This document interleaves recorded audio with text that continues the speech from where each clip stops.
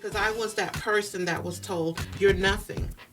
You don't have enough. So what did I do? I displayed false humility of allowing people, oh, just do whatever you want to do.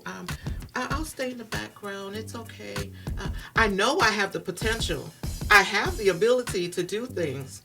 I'm intelligent. But because of what was told to me, I always took the back seat. And I said, no, I won't do anything. I'll let someone else take the lead. This is Dr. Rodney Ducker with the Lively Art of Conversation, where we live, we learn, we earn, we pass it along. Join us every Sunday at 7:30 a.m. to 8:30 a.m. as we bring to you our story on the lively art of conversation. It's more than just a radio show and the podcast. It is our story that creates your story based off your tests, based off your message, and also based off your triumphs. Everything about our story creates your story, and it's our tribe that creates your vibe on the lively art of conversation. So thank you for joining us on the lively art of conversation, where we live, we learn, we earn, we pass it along. Tune in.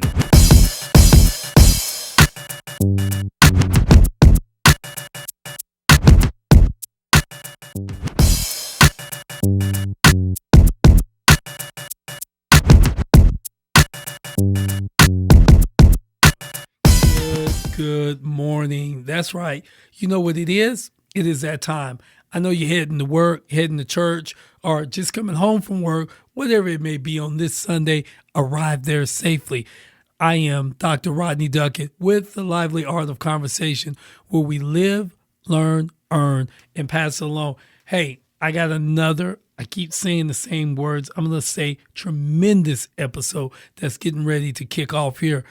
But I want my tribe that's listening, realize this is all a vibe. This is all the aura. This is all us. These are community people that you see, you reach, you can reach out and talk to, touch at any time. But before I get started, I like to do what I always do. I like to reach out to my underwriters, because my underwriters is what makes this possible. At this time, let's hear from our underwriters. Words have power. They connect, heal, and inspire. That's the mission at Better Watch Your Tone, LLC, founded by Toni B. Shelton. She's empowering through powerful poetry and prose, with hundreds impacted through speaking events, workshops, and 8 self-published books. Ready to honor the story within? Discover books and coaching at betterwatchyourtone.com. For event poetry or book writing support, email ToniShelton@gmail.com. Let's use our words to uplift. Better watch your tone. You've built a life worth celebrating. Now it's time to be seen. At Las Foto de Lance Photography, they don't just take portraits, they capture the fire in your spirit and the power in your presence. Whether you're reclaiming your confidence, owning your story, or stepping into a new chapter, Las Foto de Lance Photography creates luxury images that reflect the real you. Visit lasfotodelance.net or drop by their Harker Heights studio. Las Foto de Lance Photography, unapologetically you, immortalized. Looking to elevate your brand or capture unforgettable moments? New Image Media offers top-tier videography, photography, personal branding, and more. They combine creativity and quality with fair pricing and friendly service, so you get the results you want. Whether it's a business promo or special occasion, they bring your vision to life with quality you can trust. Choose New Image Media, where your image is everything. For more info, email media@newimagemiallc.com. This is Dr. Rodney Duckett with the Heritage Legacy Curators. You're looking for something for your kids to do this summer? Well, reach out to me at Impact Outreach, IMPAC outreach@gmail.com, because Heritage Legacy Curators is all about collecting oral history. So if you have stories that you would love to pass down to your kids, or if you have a project that maybe your kids need to do as it relates to oral history, bring those family albums out and we'll sit there and we'll sort through those family albums, so that way we can collect those stories and keep those stories within the family, so that way they can be the next speakers to curate your family reunion.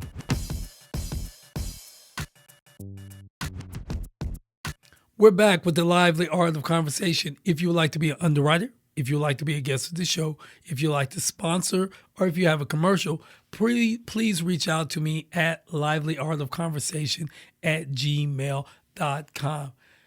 Wow, it's January 2026. Can you believe it? and it's January the 18th. This is a day before MLK Day. And I like MLK, but I think MLK himself probably wouldn't have called it another day other than MLK Day. He probably would call it like Civil World Day or something like that.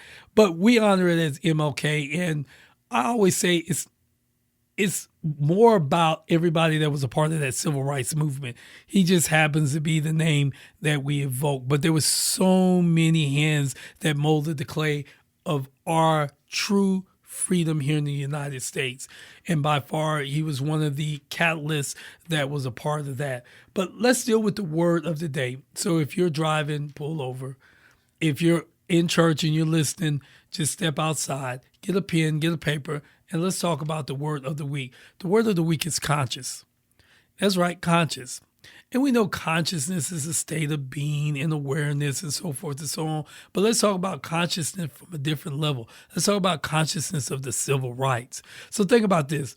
The legacy of civil rights isn't just a chapter in our textbook. The legacy of civil rights deals with the living flame that fuels our personal and passions for advocacy.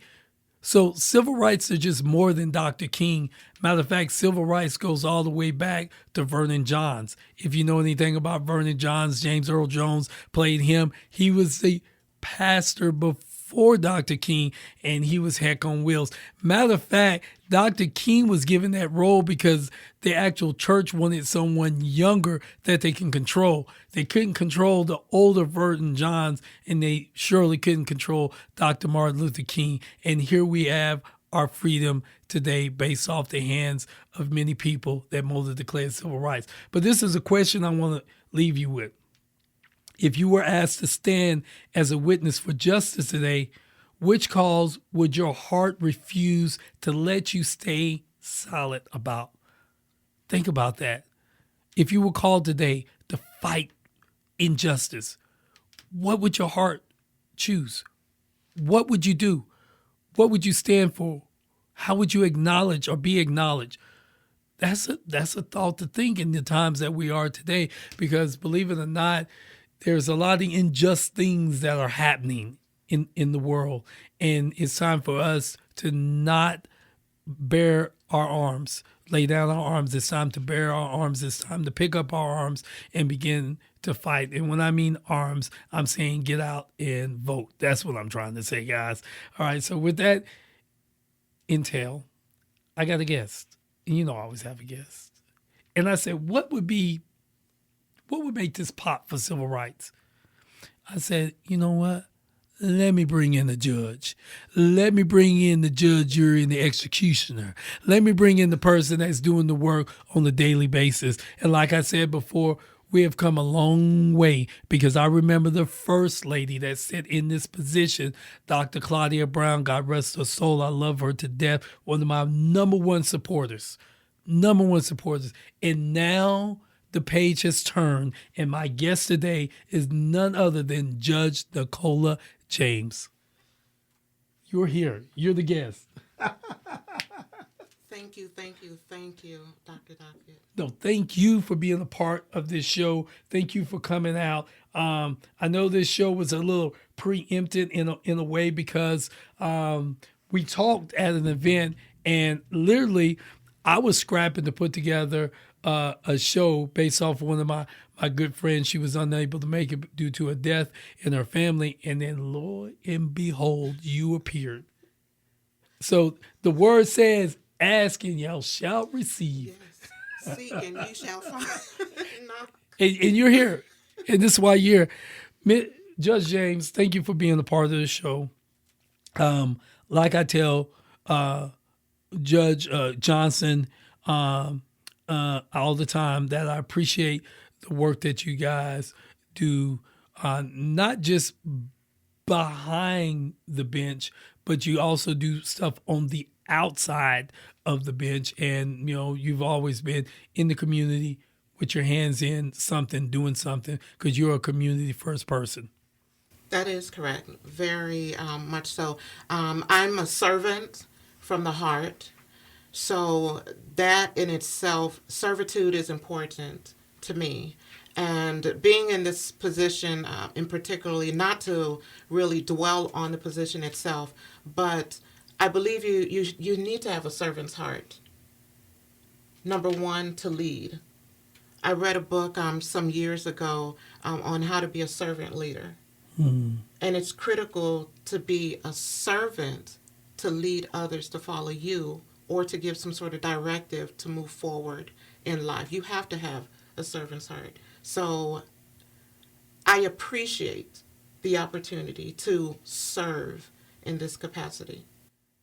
Yeah, and service to the many leads to greatness, and not just the greatness of the person that served, but the greatness of our nation. So the mere fact that you are a public servant, and it's something that I've always said before, that says a lot about you. And you have a very difficult job. It's a job I know I can't do. People have told me before, hey, have you ever thought about running for justice of peace? I just laugh at them. I said, there's a lot of things that I'm good at. I don't think I would be the right fit for that job, you know. But for you and other people that has ran for that position and sit on that seat, you guys are the right people for that position.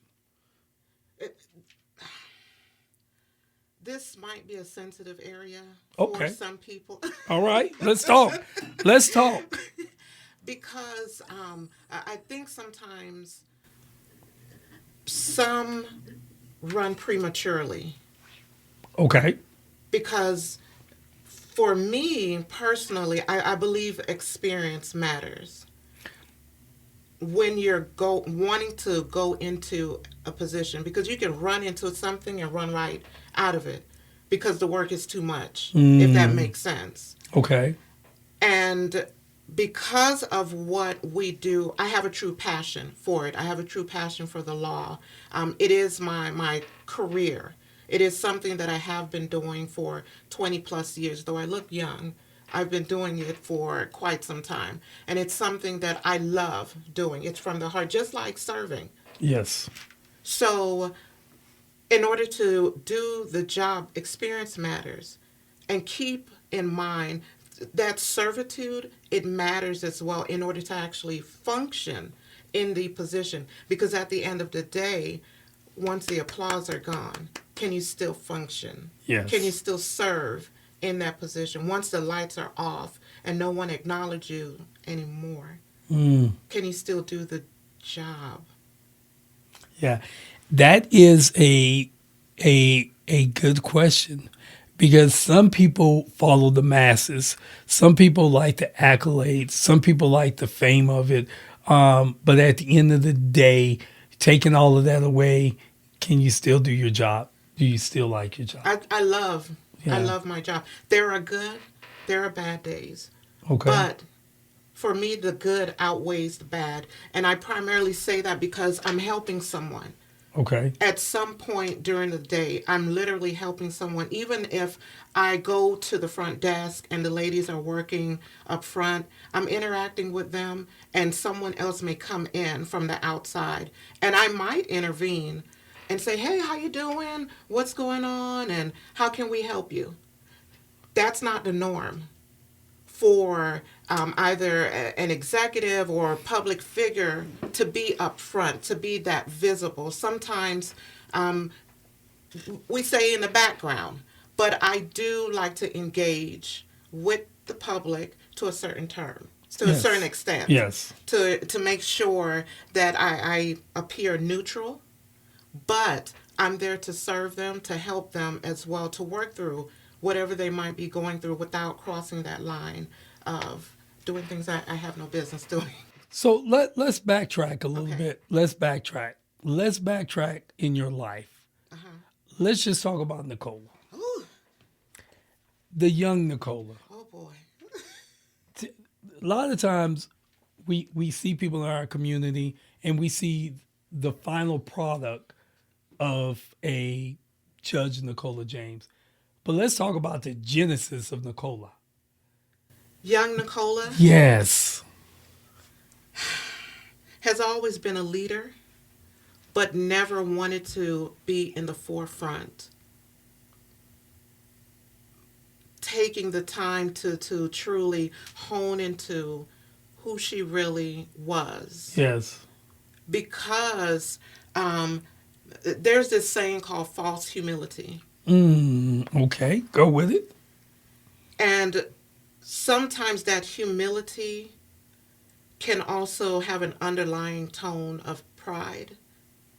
And we don't acknowledge it at that time because we're thinking, oh, I'm being humble about it. But no, you have to cut that off, the pride and the false humility, and own what's in you. Okay. Own what's there. And stop listening to things that may have stopped you as a young person. And we're talking about when the young me. The young me. Yes, because I was that person that was told, you're nothing. You don't have enough. So what did I do? I displayed false humility of allowing people, oh, just do whatever you want to do. I'll stay in the background. It's okay. I know I have the potential. I have the ability to do things. I'm intelligent. But because of what was told to me, I always took the back seat. And I said, no, I won't do anything. I'll let someone else take the lead. Very interesting. I think there's a quote in that says, you should never show your incomplete work to a finished negative opinion. So, and I think a lot of times we get excited and we show people that, hey, I'm writing a book, or hey, I'm going back to school, or hey, I'm running for office. And you may not have it all worked out, but it's the excitement of it. And then someone comes in and completes you with their negative thought. I don't think you're ready. You don't have enough money to go to school.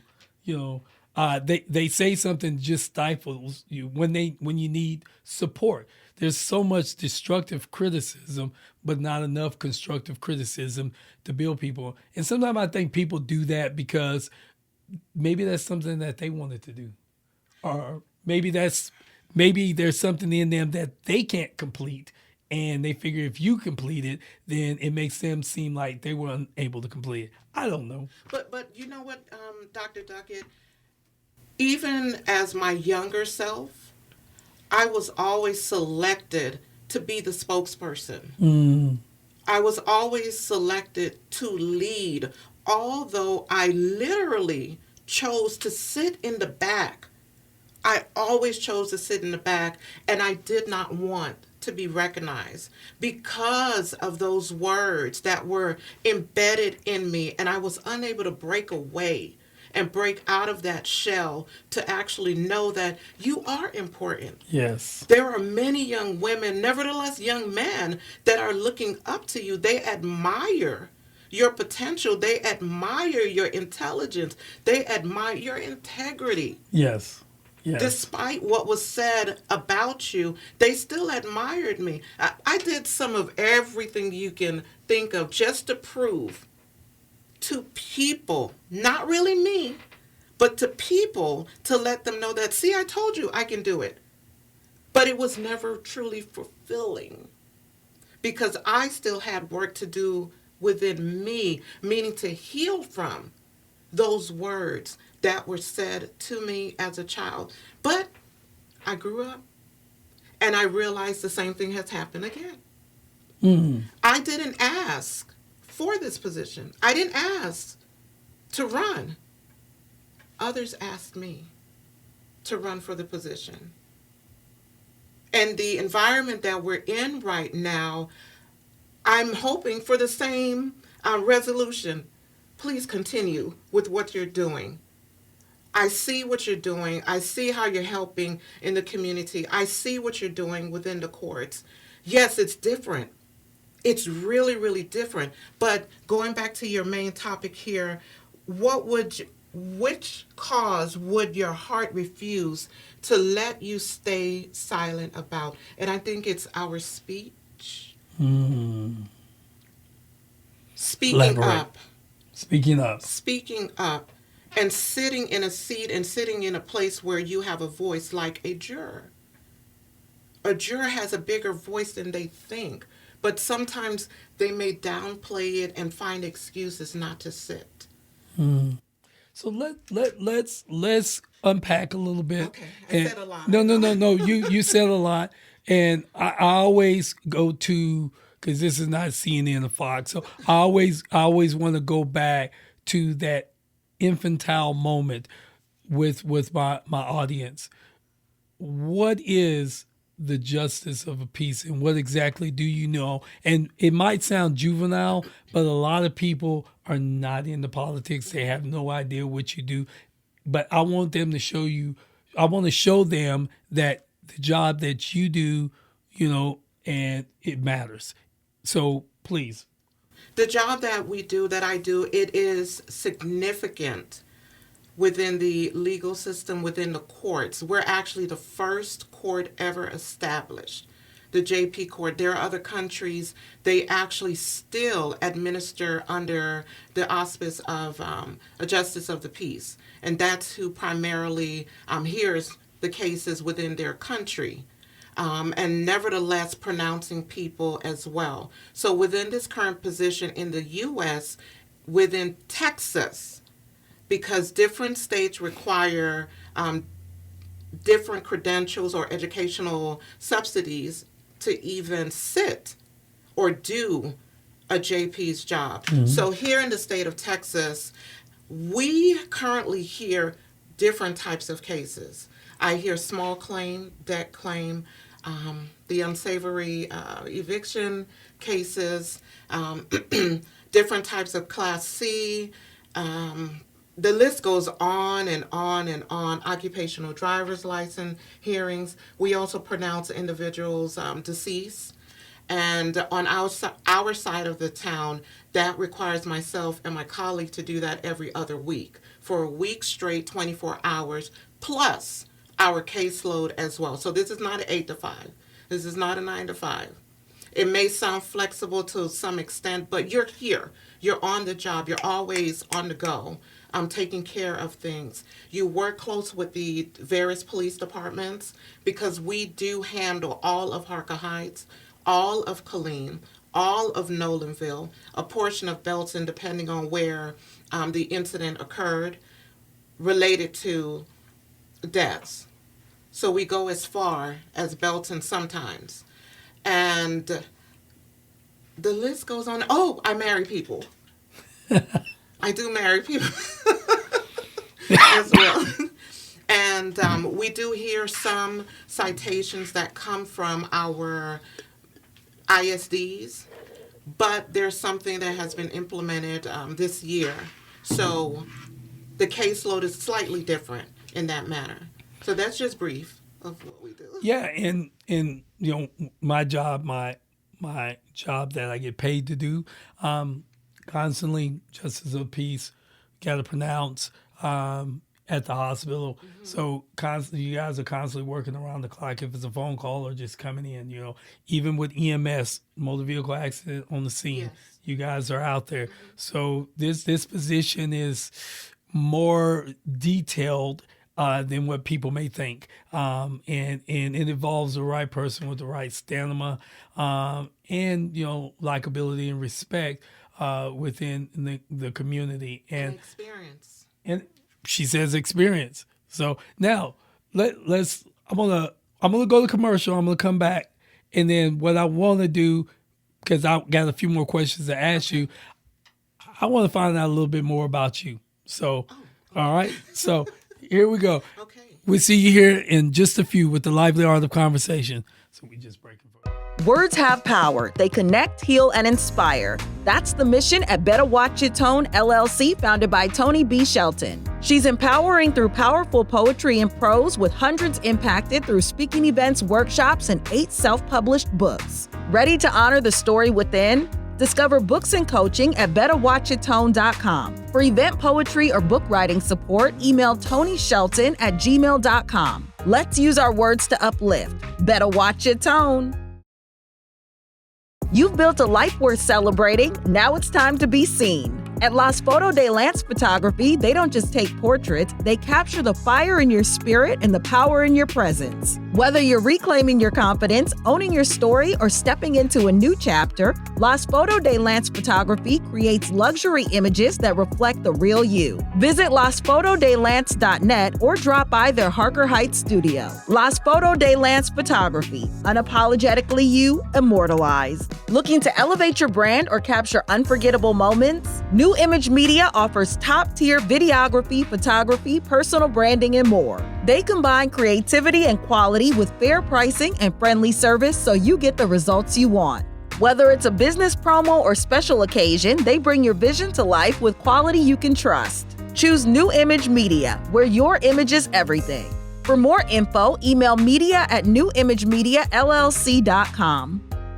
This is Dr. Rodney Duckett with the Heritage Legacy Curators. You're looking for something for your kids to do this summer? Well, reach out to me at Impact Outreach, IMPAC outreach @gmail.com, because Heritage Legacy Curators is all about collecting oral history. So if you have stories that you would love to pass down to your kids, or if you have a project that maybe your kids need to do as it relates to oral history, bring those family albums out and we'll sit there and we'll sort through those family albums, so that way we can collect those stories and keep those stories within the family, so that way they can be the next speakers to curate your family reunion.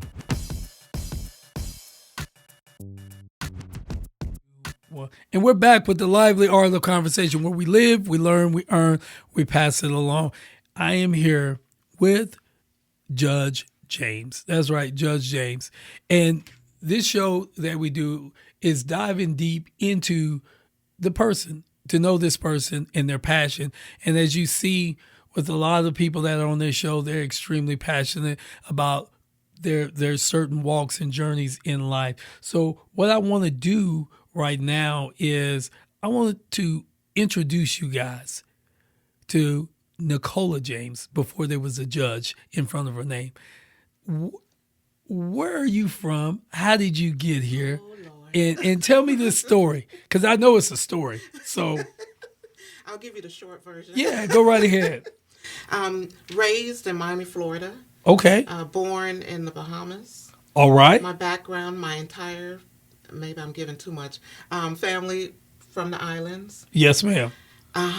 What else about me? I did a lot of singing in my younger years. I grew up in the church. I recorded background stuff for an artist or two. What else? Didn't know that. See? I didn't know that. Yeah. I have family and friends that still call me till this day asking me, why aren't you singing anymore? I said, no. I'm in a different path right now. They said, no. That path is still there, available for you, because you minister to people and you've opened up doors for them spiritually, mentally, that you clearly do not understand how much of an impact you have made to so many as a child, because we're talking about my childhood. Yes. And that has been happening all my life. The impact of ministering to people. Yeah. That's what I mean. What else about me? I used to love writing short stories. I always thought I would be either a teacher, that's what my mom told me, a teacher, an attorney, or a short story writer, or someone who makes greeting cards, because I love art. I love art. And I never saw myself being a judge. That was never in my view, on my plan of life, to say, oh yeah, let me take this off to be a judge. Honestly, no. I've always wanted to teach people, educate them, help them. Yeah. I love to help. But I guess as a judge, I'm helping.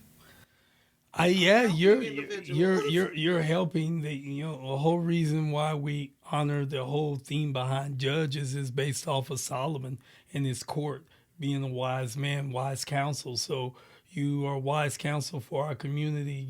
Sam Simmons and Johnson and all the other ones that wise counsel. So we lean on you to make fair, unbiased decisions And sometimes those decisions are tough.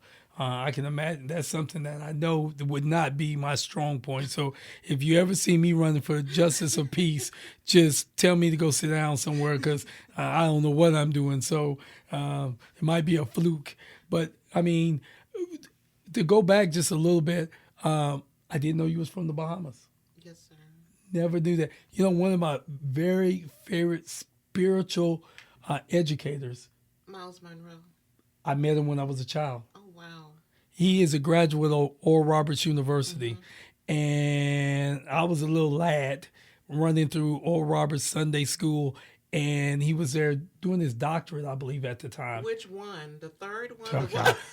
Yeah, I don't even know which one he was, the first, second, third. I have no idea. But you know, the thing about Dr. Miles Monroe was he was the only black person there, and I was the only black person that was there. Okay. By way, I'll tell you my story how I got to Oral Roberts because it's a long, drawn out story.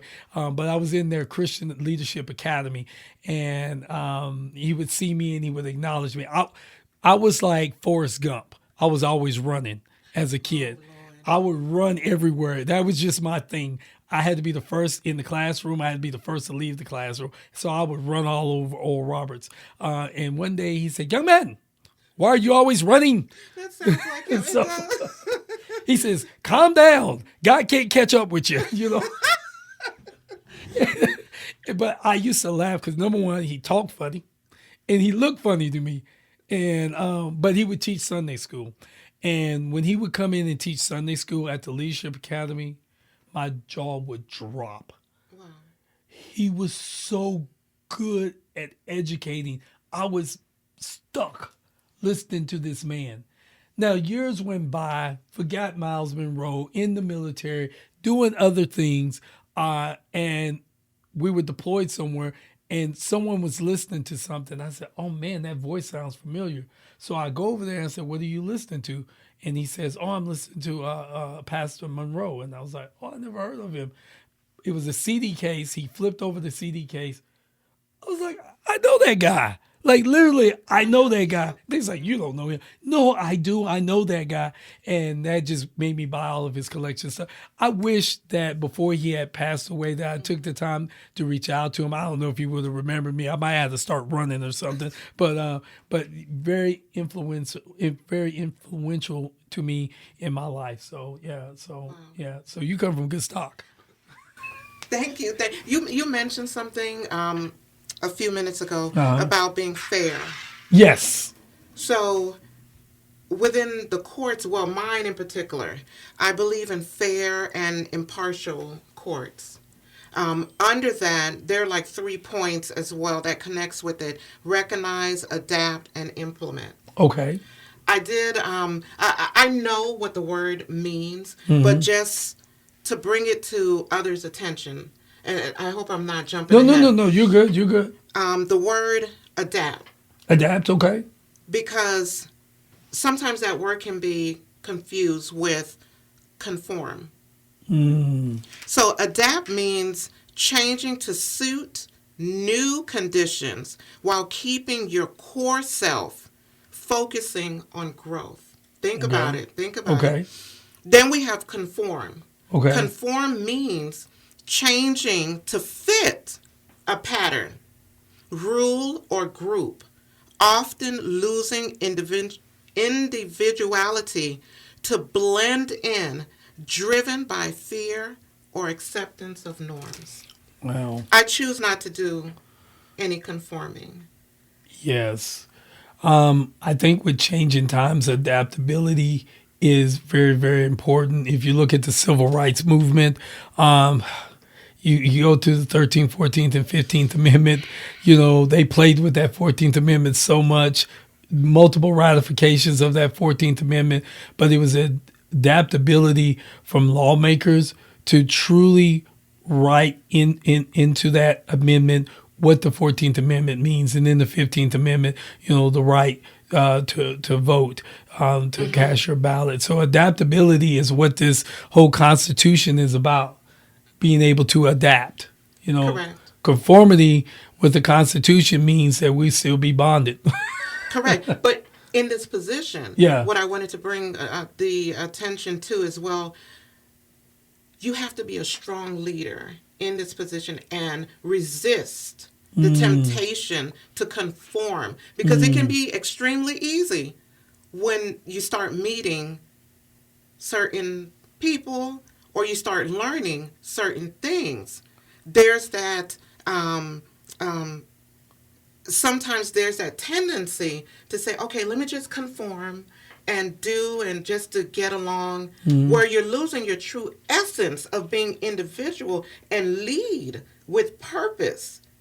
So that's why I had to make that separation known within our courts. We don't conform. You cannot conform if you're trying to move a thing forward. Okay. Because if you're conforming, what are you doing? You're just staying with the status quo. Yes. Let me just continue doing what has always been done. Nothing changes. Yes. To conform to something means the ability to be in a state of comfort. So yeah. So yeah, I mean those are very valid points that you're bringing up, far as your role in the things that you see and the things that you have seen. How long have you been in that seat for? This is my first term. First term, and the okay. terms are split up for every 4 years. Every 4 years. Yes. Okay. So what would you say the highlight of those that 4 years that you've been doing? What stands out the most? What changes have you made? Or Whew, I don't know if I want to say no. What stands out the most? Breaking out of this shell of this is how we've always done it. okay. And it hasn't always been a comfortable thing to do. But if I'm a change agent, I have to stand flat-footed and do what I believe is right for the court at this particular time. Primary example, we are in the 21st century, are we not? We are. Okay. And within the courts itself, not just this one, years upon years, it's always been paper-based. Paper. Let me print. Here's where I come in. Here's where our court comes in. We're moving away from the paper process. You still have to bring in paper to file things. Yes. But it's not going to be as exorbitant as in the past, where everything is just paper. We got to use paper. So right now, our court functions where a lot of things can be done electronically. Okay. I can sign it electronically, and it's still official. It is still a viable record within the court or anyone else who needs it. So that's one thing that has improved within the courts. We're moving away from a lot of paper. The other thing is working closer with our police departments, our PDs, and making it, with the paper portion, it saves money for the county as well. Uh-huh. And for taxpayers, because we are in a county seat. Yeah. So those are things that you have to keep in mind as well, budgetary-wise. That's something I also handle within the courts. Have to handle everything that deals with money within our courts. Anyway, moving along, our functionalities with the police departments. Working with them, working closely with them, making sure that certain processes can be done a little quicker, so you don't have law enforcement having to leave the road and come into the office if they have to file a particular, I'll just say it, a warrant. Okay. We instituted something where it's done electronically, but they can still come in and have that one-on-one if they need to do that. So that's another thing that we have helped to move the courts into a brighter and a more efficient status. Yeah, and that's what I was thinking, efficiency of it, because I'm pretty sure I haven't been to the courts, knock on wood, in a while, so for no reason. But I'm pretty sure you guys get pretty backlogged.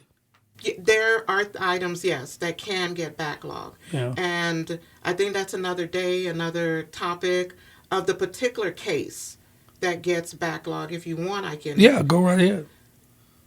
Our world, I might be generalizing it, we have an issue with debt. Yeah, you're correct.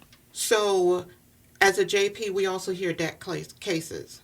So we receive an influx of debt cases. Sometimes it feels like it's never ending. These are hundreds of debt cases. And remember, we're county-wide. We're not city judges. We're handling the county per se. So that in itself is something that's concerning for our world. Nevertheless, the court itself, for a JP court. Wow. and maybe I'm asking too much, is the debt because of economy up or down, or is it Both.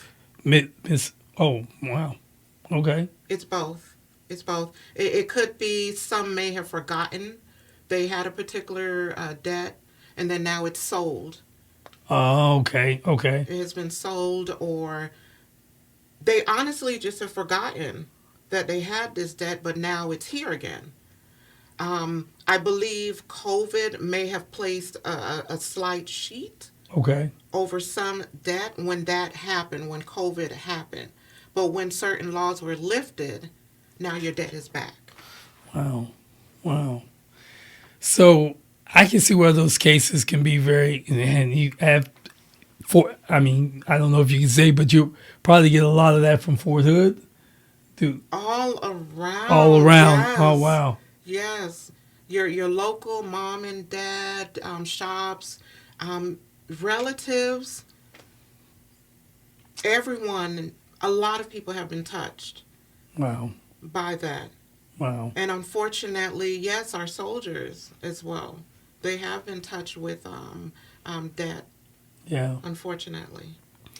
Yeah, I have a lot of kids that probably come through you guys. I can't name them on air, but a lot of kids from school district or some kids that are latchkey kids that you guys constantly see on the basis, and I do with everything within my power to prevent it. And I do know you guys attempt to, provide some sort of services for them if needed, but also there's a lot of consequences that go behind some of the things that they've done. I mean, I'm asking you a question. How do we fix that problem? Because I've been battling that for years. I can't tell you how we can actually fix that problem. Mentorship, to me, I do believe helps. And that mentorship is an extension of other people actually sowing into a young person's life. I mean, have a true care of wanting to help, not to manipulate. Yeah. But to have a true care of, hey, I want to see you do better. I would love to even assist with your program, but I know right now I am spent. Mm-hmm. I don't know what else I can actually do. Nevertheless, I just had a baby. Congratulations. Yes. Yeah, that's good. But taking the time to sow into another person's life, nevertheless, our young people, is so critical in this day and age. Because when I was growing up, times are different. What they're experiencing right now and their train of thought is totally different than when I was growing up or when you were growing up. What I can say right now, what was said to me in the past, they could not handle that today. No, they can't. So that I do know. That I do know. Yeah. And for me, my biggest battle, like I've said before in the past, I've told Simmons, Johnson, a couple more people, that is, I could bring the mentors in, but it's the programming and the space and the time, and some compensation has to be given to some of these people, because a lot of people for years, they've been working for me for free at the juvenile justice system because they love it. It's their tidings back to the world. But now in this day and age, with the economy being the other way, when I have my mentors driving in from Austin, it's like, man, I can't afford gas. I love it, but I can't afford gas, So so that's very heartening sometimes when they establish a relationship, but the economy doesn't let them, do some things that they want to do to give back to the area which they come from. So can I say this, Mr. Duckett? Yes. Dr. Duckett. You're asked what else can be done. And this might be minuscule to some, but I think truly loving people Yes. Not just saying, "Oh, love you." Yeah. No, no, Yeah. no, no, no. Truly loving Uh-huh. people can shift a lot within a Uh-huh. person. Another duty that I did not mention, because we do so much, is that we go to the jails and magistrate our juveniles as well. Nevertheless, our adults, we do that on the weekends when it's our shift. And when I've talked with some of the young people at the juvenile detention center, I feel a misplaced love within them. It's almost as if someone has never acknowledged them and told them, you know, you can do better than this. Remember what I said earlier in our conversation? I was told Yeah. you're nothing. I was told you're not enough. As an adult, I was told you don't have enough. So we don't want you in this circle. Who are you? What makes you think you're privileged to say those words to people?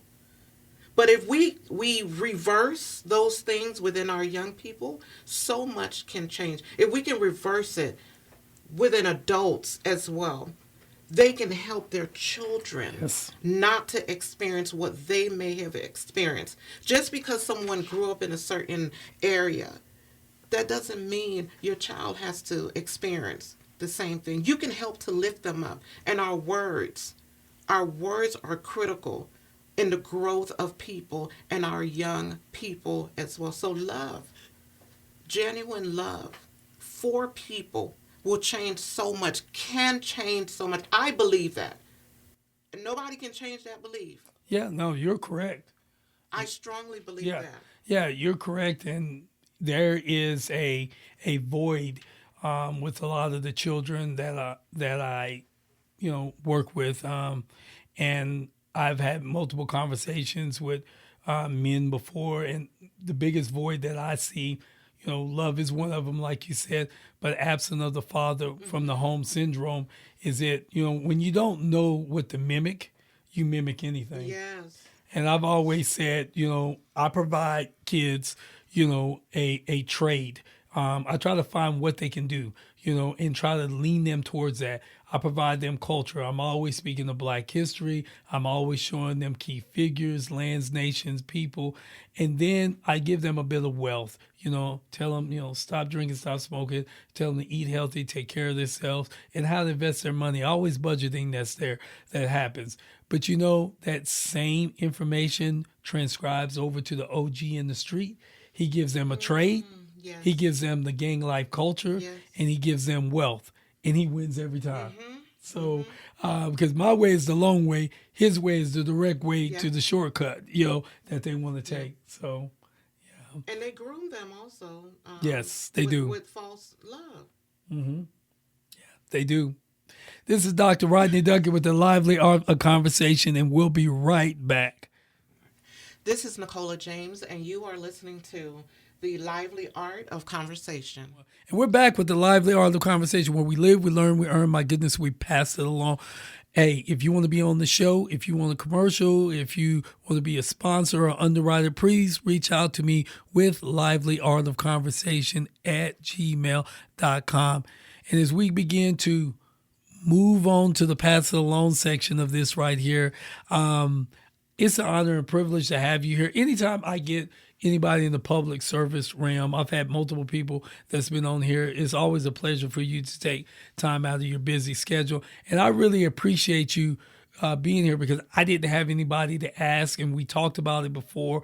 And it just so happened that your schedule jived with this schedule, and you're here today. So any words of wisdom or advice or any upcoming things that you have going on that you think everybody needs to know about?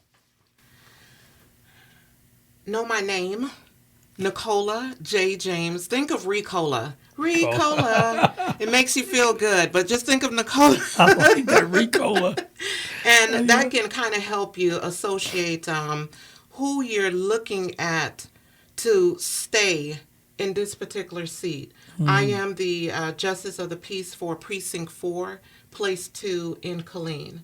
And I find it a true honor to be able to serve our community. it can sometimes be a thankless position, but I have to remember to be thankful for the opportunity to even be here, because I remember when we could not have the voice to even be here in this position. So I'm thankful. I'm true from the bottom of my heart. I'm thankful to be able to be here. I'm going to read something because I don't want to miss, quote, and I spoke about it earlier about service, but again, some say that serving others can be a thankless and difficult task. But when your service is truly for others, the value of that service is greater than any applause or recognition. In today's world, service matters more than ever. The tone we set through service can become the melody of influence that helps others to succeed. Being able to administer justice peacefully and not pridefully is important for me and being in this position. Peace is something our world is on a constant pursuit of obtaining. So if you have someone who's currently pursuing peace, and no pun intended, but yes, justice of the peace, we were positioned to create peace within the courts, nevertheless, in the world. So why are you truly here? Why are you truly running for this position, Nicola? To establish peace. It takes longer than we think, but I will never stop. What, Dr. Duckett? With Miles Monroe running in that pursuit to create a sense of peace. And I pray constantly, even in that office, for peace, because people come in with so much. They're dealing with so much. Peace. How can I help you? So on top of that, remember my name during the primaries, Nicola J. James. Don't forget that J. And the J stands for joy. Don't forget the J. I like that. I'm on the ballot. I'm listed as number 2, and that 2 is an expectation for a second term. I love that, paying it forward. And you can find me also via social media. If you follow James 4, the number 4, TX, known as Texas Justice, you can find me on all social media using those angles. Can you give a little word of advice to any young woman, young man that's out there that says, this sounds like something I want to do? What advice would you give them? 30 seconds. Don't stop. Do your research. Start from now. Stay in school. Don't stop. Do your research. Don't stop. If you know that's what you want, don't stop. Do your research. Stay in school. Education is important. You heard it here, Nicola J. James, and the J is for joy. And it has been a joy. Thank you. To have you here. I really appreciate that. I found out a lot about you. And again, we both share a common interest. Miles Monroe, is my guy. So, and I've never stopped running. I'm probably going to be running as soon as I get out of here. A lot slower than when I was, but I'm going to be running. Well, I wish you all the best and everything that's going on. You guys got a lot of work ahead, a lot of difficult decisions to make. I've seen you, my greatest of all blessings to all you guys out there making these tough decisions in our community. So with that being said, this is Dr. Rodney Duckett with the lively art of conversation, where we live, we learn, we earn. My goodness, Nicola J. James has passed it along. We will see you next week. Peace and blessings to everybody.